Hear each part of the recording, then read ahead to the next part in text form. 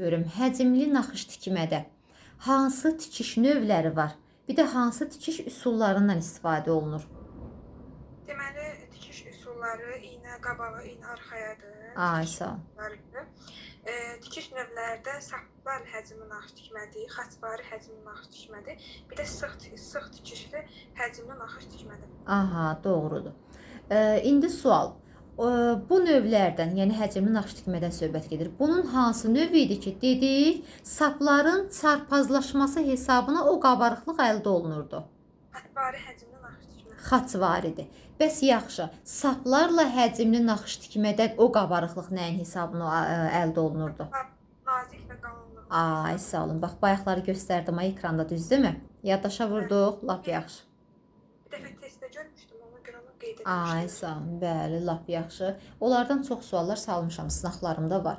Bəs birdən sizə desək ki, dedik dəsmala, yaylığa, bəs ona naxış hansı üsulla salınır? Sıx həcmli naxış tikmədir, çünki onlarda belə sıx sıra arası tikişlər olur deyə sıx, yəni bir-birinə yapışıran. Ona görə də ən çox dəsmalın, yaylığın naxışlarında da ondan istifadə olunur. Sıx olduğuna görə qabarıb alınır. Doğrudur, bəli. Bəs yaxşı, xaçvaridə hansı saplardan istifadə olunur?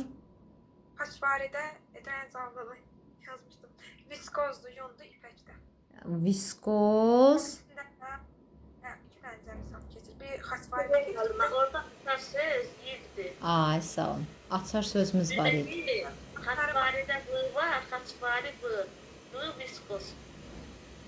Yox, məndən keçib olar, çünki onlara qayıdıb baxmağa görüşdə mövzular çoxdur, çatdırma olunur.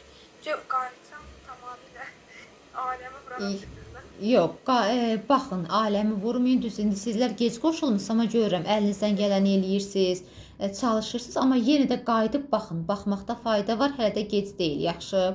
İndi bir dəqiqə qoy bu hissənin də müqayisəsini aparaq müəllimlər, bir dəqiqə. Aha, deməli... Məndə var. Tək, pambıq desaplarda istifadə olunur. Əvvəldə belə bir söz keçmişdi. Sonra amma məsələn bölmüşdə bildim, bölməyə bildi ki, saplarla da yun və ipəkdən, xumulini və yundan istifadə olunur. Amma niyə onu ayrı əvvəldə elə verib, sonra ayrı viskozun adını çəkir, mulinin adını çəkir? Biz mənə qəribə gəldi. İndi bir dəqiqə deyəcəm, bir dəqiqə bunu düzəldim. Aha, heç nə, hara girdik biz? Bir dəqiqə gözləyin.